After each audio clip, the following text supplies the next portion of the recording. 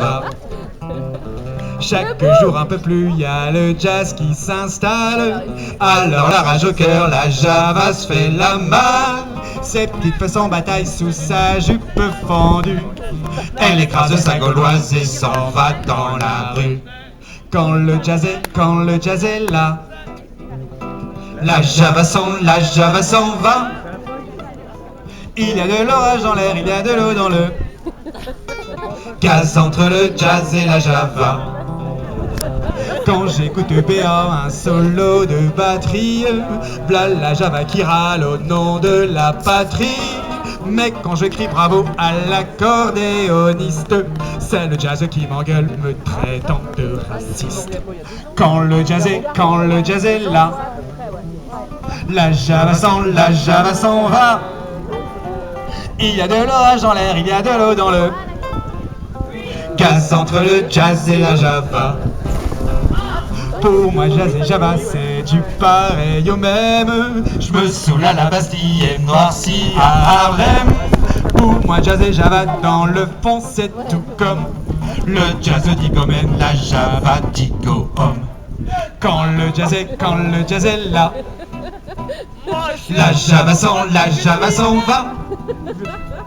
Il y a de l'orage dans l'air, il y a de l'eau dans le gaz entre le jazz et la Java. Jazz et Java copains, ça doit pouvoir se faire. Pour qu'il en soit ainsi, tiens, je partage en frère. Je donne au jazz mes pieds pour marquer son tempo. Et je donne à la Java mes bras pour le bas de son dos. Et je donne à la Java mes bras pour le bas de son dos. Merci. Merci. Mais rire à tout prix devenir fin et lancer, rester dans les normes, éviter les débordements. Comment devenir fin sans devenir fou? Comment devenir fin sans devenir fou?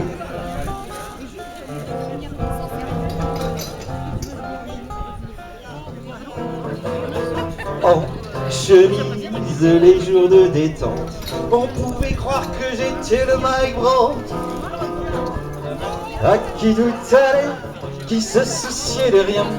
Je mettais du 36, ça m'allait bien. Mais rire à tout prix devenir fin et lancer, rester dans les normes, éviter les débordements. Comment devenir fin sans devenir fou? Comment devenir fin sans devenir fou? J'étais fier comme un pied de micro, brillant et creux, comme un dobro, fin comme une corde de mie, lisse comme un film de Jacques Demy où Catherine Deneuve fait un régime. Elle voudrait séduire Memphis Slim et Baby Keith. Fou de rage va s'opposer à leur mariage. Comment devenir fin sans devenir fou? Comment devenir fin sans devenir fou? Comment devenir fin sans devenir fou? Comment devenir fin sans devenir fou?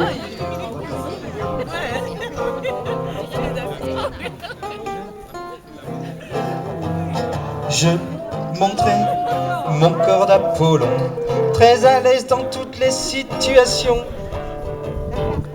Dans les plans, j'essayais des maillots de bain sans jamais tirer les rideaux. Mais grille, mais grille, mais grille, mais grille.